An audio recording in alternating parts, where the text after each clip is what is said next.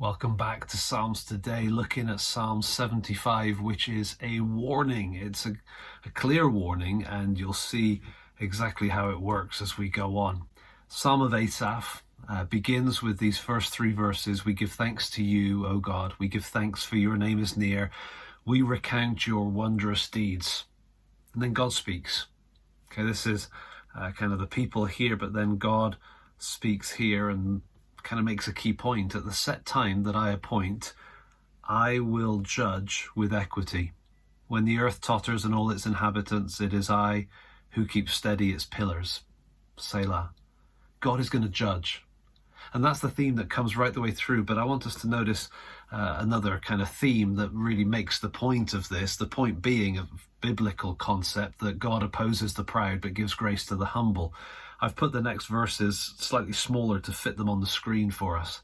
Notice what he says. I say to the boastful, here's the warning, do not boast, and to the wicked, do not lift up your horn.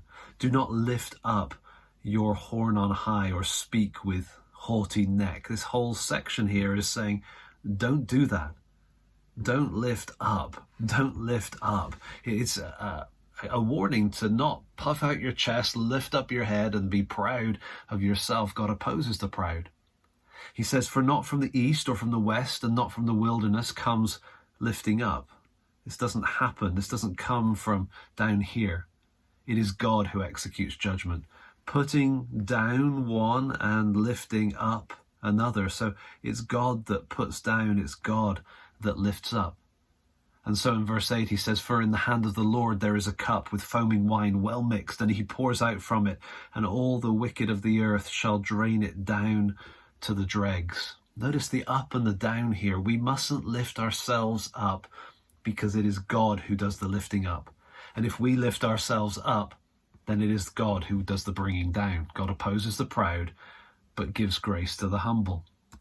At the end of the psalm, the final kind of vow to praise that you get at the end, he says this, I will declare it forever. I will sing praises to the God of Jacob. All the horns of the wicked I will cut off, but the horns of the righteous shall be lifted up. There's a kind of a judgment reference, and there's an exaltation reference again at the end. It's quite a simple psalm, really, but it makes a key point.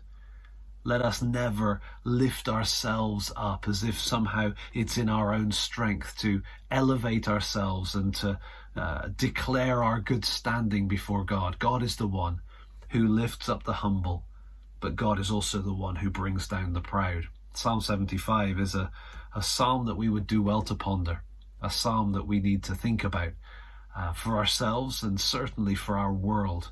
So much arrogance in the world, so much self-elevation. Psalm 75 is what they need. You may not want to share Psalm 75 with others. It might seem too antagonistic, too in your face, but you can certainly share it with God in prayer. Pray for the culture around. Pray for those who are elevating self and rejecting God's right to rule and God's right to judge. We can pray for our world, and maybe there may be opportunity to share the blessing and the encouragement that we find in Psalm 75 as well. So share comments in the section below, share this video with others, but most of all, let's ponder that God is the one who needs to do the lifting up, not us.